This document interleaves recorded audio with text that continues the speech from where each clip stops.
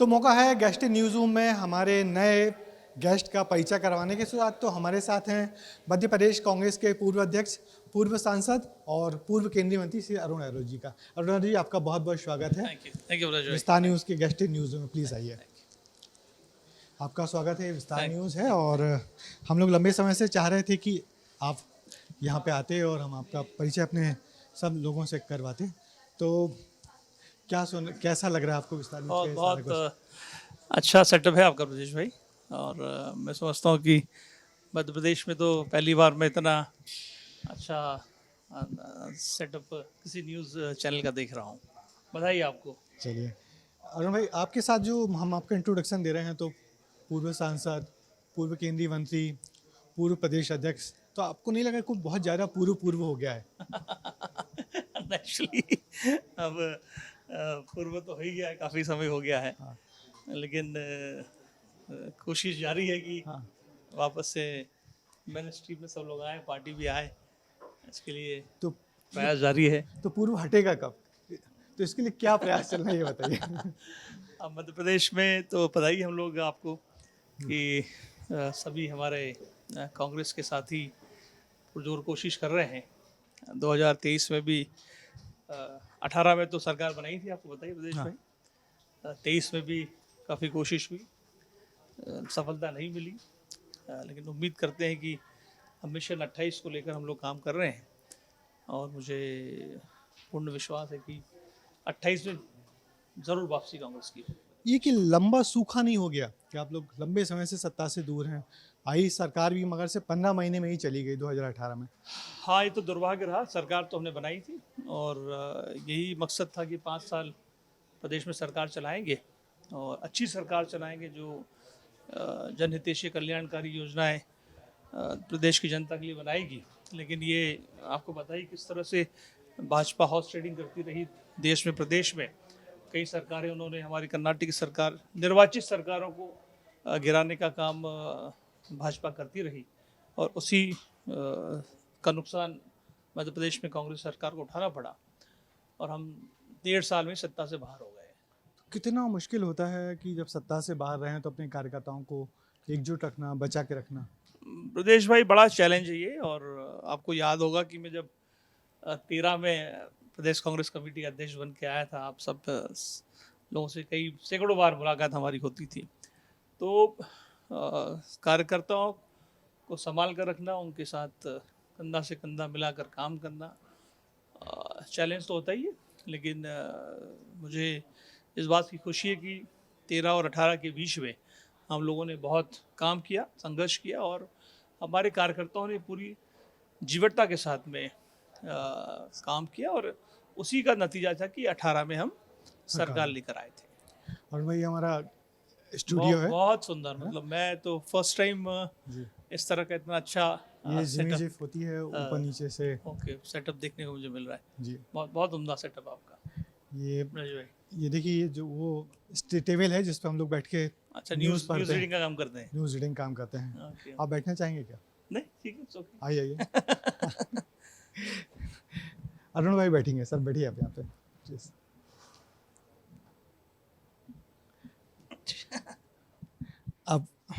अब यदि मैं आपसे कहूँ कि कुछ बोलिए तो क्या बोलेंगे आप माइक पकड़ के?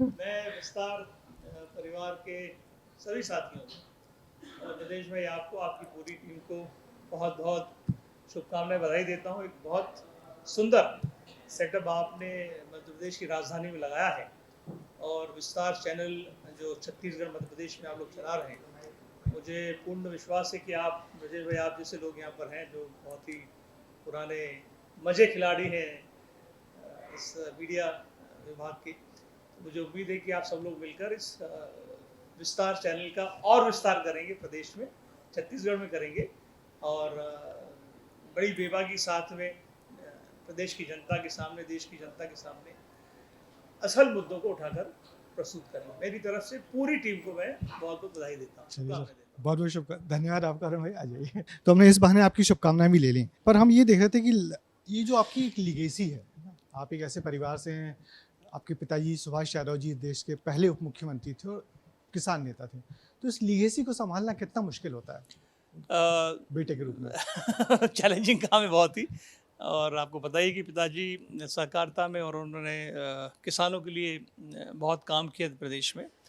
और हम दो भाई हैं, छोटे भाई भी हमारे, वो भी विधायक हैं, मंत्री भी रहे हैं। ये हमारा सौभाग्य है कि हमको उनकी विरासत मिली और हमारा पूरी कोशिश होती है कि जो विरासत में हमको मिला है उसको और आगे बढ़ाएं। हमने उसके लिए प्रयास भी बहुत किया है।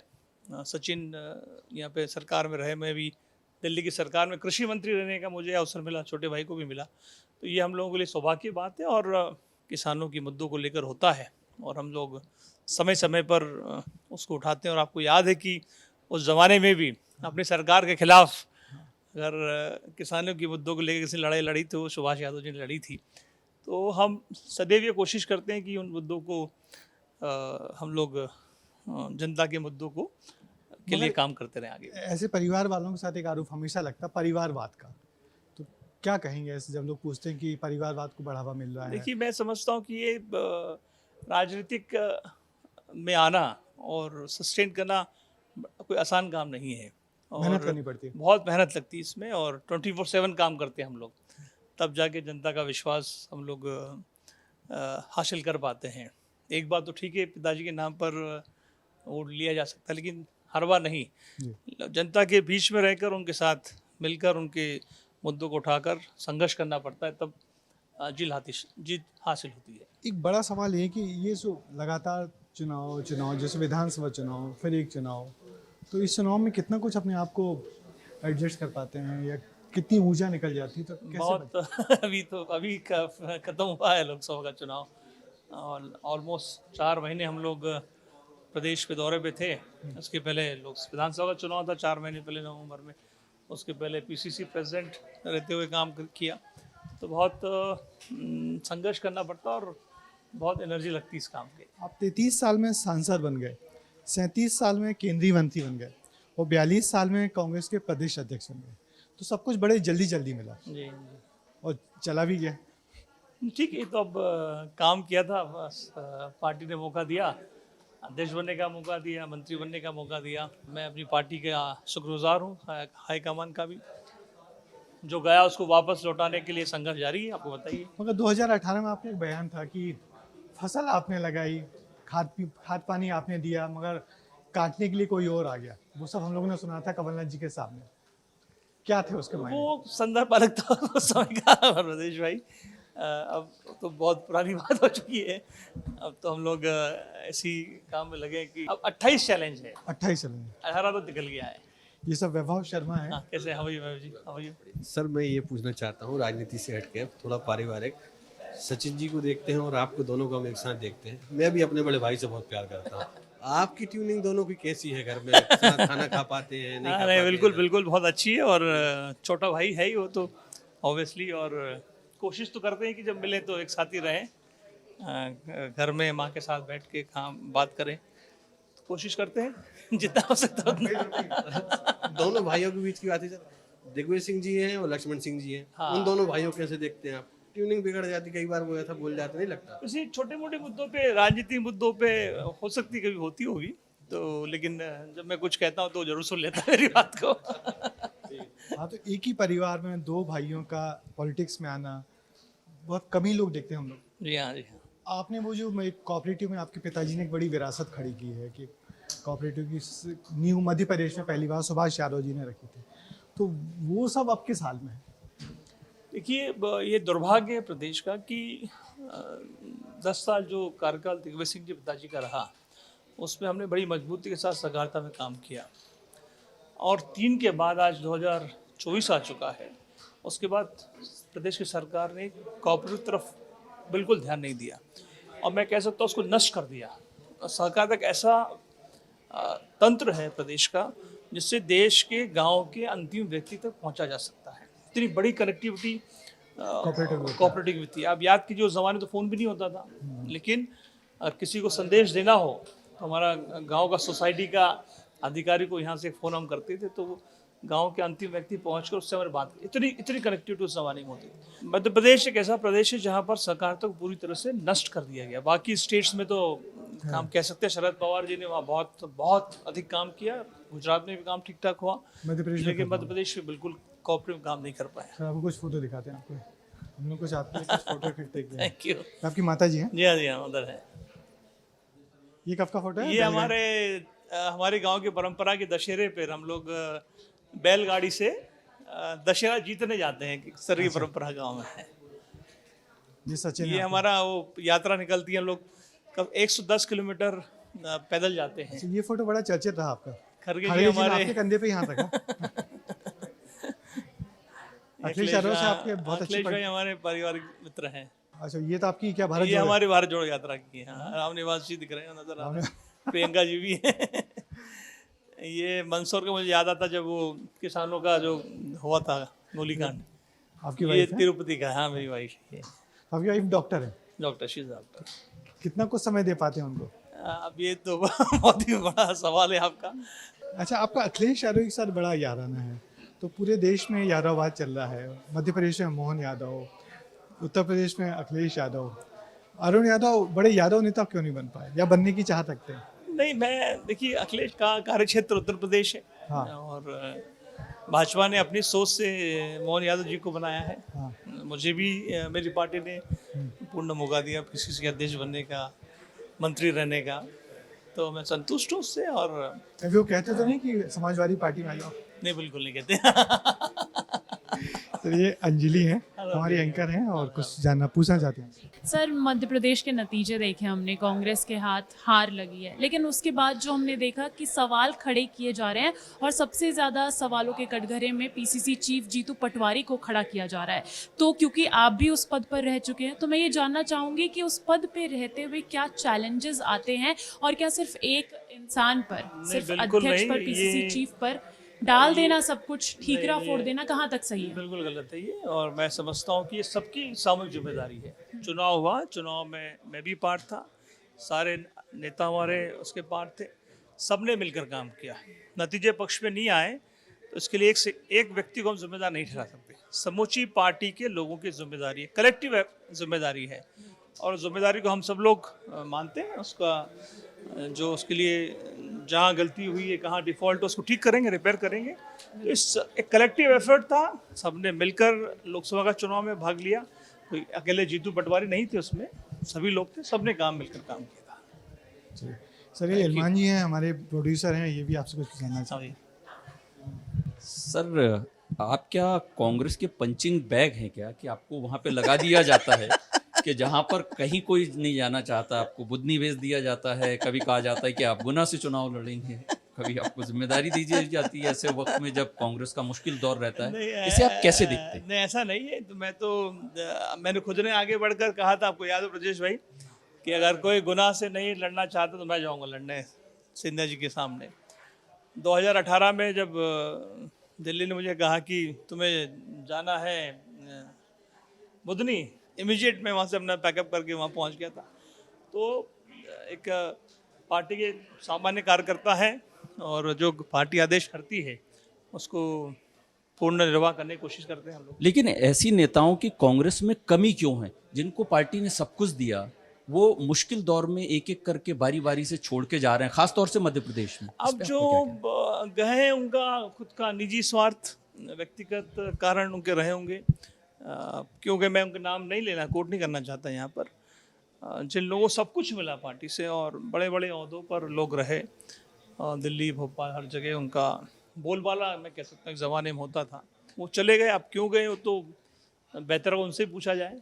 सर, ये जो साथ के लोग जब चले जाते हैं तो फिर आप जब कभी कभार जब बातचीत होती होगी तो क्या बात होगी, तो आप लोग पूछते नहीं क्यों चले गए? देखिए, कष्ट तो थोड़ा होता ही है, क्योंकि नेचुरली एक जो साथी दिन रात हमारे साथ काम करता है और वो पता चलता कि नेक्स्ट डे हमारे साथ नहीं है, तो तकलीफ थोड़ी होती है। अब मेरी तो जो लोग गए, शायद ही किसी से बात, मुझे याद नहीं किसी से मेरी बात हुई होगी। क्यों गए, क्या वजह थी, वो तो शायद वही बता पाएंगे ब्रजेश भाई। तो अब क्या लग रहा है मध्य प्रदेश में अब कांग्रेस के सामने क्या बड़ी चुनौती है, कुछ फ्यूचर दिख रहा है या? अब वापस से ब्रजेश भाई ग्रास रूट पर जाने की आवश्यकता है, जिसके लिए हम लोग ऑलरेडी तैयारी कर रहे हैं।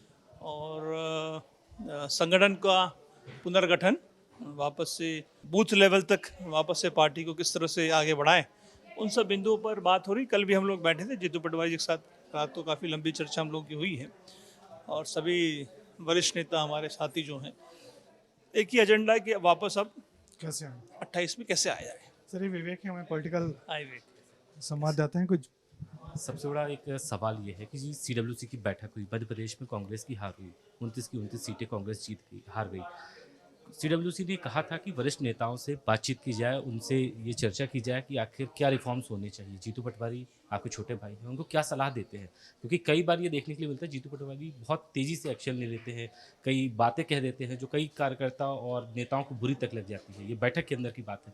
देखिए, CWC की बैठक मैं तो उसका पार्ट नहीं हूँ, अध्यक्ष जी गए थे और क्या चर्चा हुई मुझे उसकी जानकारी भी डिटेल नहीं पता। हाँ, लेकिन ये ज़रूर मैं कह सकता हूँ कि नए रिफॉर्म्स क्या लाने हैं, किस तरह से what's next in Madhya Pradesh, organization को लेकर और अन्य चीज़ों को लेकर बातचीत हो ही रही है। और मैं समझता हूँ कि शीघ्र ही दिल्ली के वरिष्ठ लोग भी आएंगे मध्य प्रदेश, या हमको बुलाया जाएगा, जैसा भी वो लोग तय करेंगे। एक नया रोड मैप ब्रजेश भाई प्रदेश की कांग्रेस के लिए बनाने जा रहे हैं हम लोग, और मुझे उम्मीद है कि वापस से जैसे 13 में हमने शुरू किया था और 18 में आपको पता हम लोग आए थे, तो मुझे उम्मीद है कि कार्यकर्ताओं के साथ मिलकर पुनः 28 में आएंगे। सेकंड लीडरशिप तैयार करने की जरूरत है क्योंकि फर्स्ट लीडरशिप इस लोकसभा चुनाव में हारी है। दिग्विजय सिंह, कांतिलाल भूरिया, छिंदवाड़ा में नकुल नाथ, वो भी हारे हैं अपने पिता के। नेचुरली देखिए, तो बाय डिफॉल्ट ही अब नेक्स्ट जनरेशन तो आ ही रहा है, आपको बताइए। और दिल्ली में भी चेंजेस हो रहे हैं, प्रदेशों में भी चेंजेस हो रहे हैं। स्टेट में रेवंत रेड्डी चीफ मिनिस्टर बन गए हैं, तेलंगाना में तो चीज़ें तो बदलाव आ ही रहा है। आप मध्य प्रदेश के यादवों के बड़े नेता बनना चाहते हैं कि नहीं? मैं कांग्रेस का कार्यकर्ता हूँ, कार्यकर्ता ही बना रहूँगा और जो जिम्मेदारी मुझे पार्टी देती रहेगी उसको मैं पूर्ण करूँगा। प्रतिक्रिया आप पूछें कुछ। हेलो। राजनीति में हमेशा हम देखते हैं कि कई ऐसी बयानबाजी होती है जो बहुत वायरल भी हो जाते हैं बयान, और बहुत विवाद भी होता है। आपके भी कई ऐसे बयान रहे हैं जिन पर बहुत विवाद बताइएगा, हुआ है। बताइए, मुझे याद नहीं आ रहा है। आपको क्या लगता है?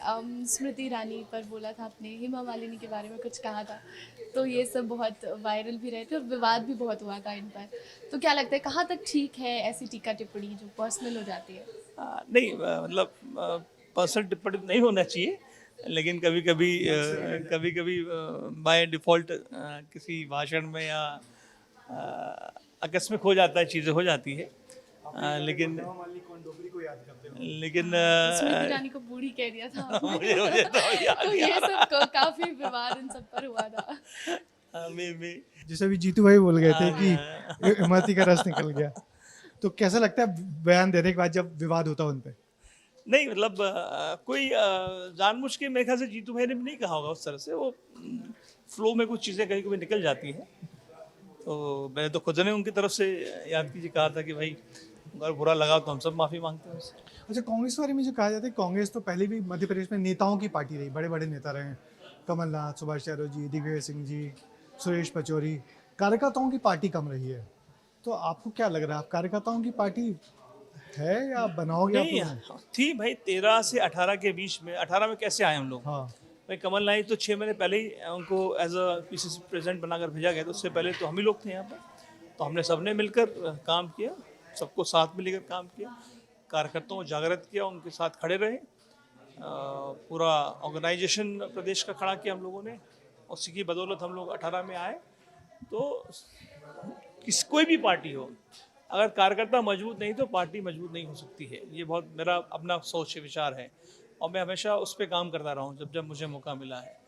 तो हमारा वर्कर ही सब कुछ हम लोगों के लिए है, तो उसका मान सम्मान, पूछ परख सदैव बनी रही है। मेरा बहुत पर्सनल एजेंडा हमेशा से रहा है। ये जो बीजेपी ने जिस तरीके से लाडली बहना चलाई है, जिसका असर विधानसभा में दिखा है, जिसका असर लोकसभा में भी दिखा, तो आप लोग कैसे महिलाओं के बीच, क्या आपको लग रहा है कि महिला वोटर आपसे चिटक गया है? ये बड़ा चैलेंज है ब्रजेश भाई, और बिल्कुल ठीक कहा आपने कि विधानसभा चुनाव में लाडली बहना एक बहुत बड़ा मुद्दा था, जिससे हमको नुकसान हुआ, पार्टी को नुकसान हुआ, फिर लोकसभा में बोला। लोकसभा में नुकसान हुआ। तो बिग चैलेंज तो है, हम लोग सबके सामने है, पूरी पार्टी के सामने है।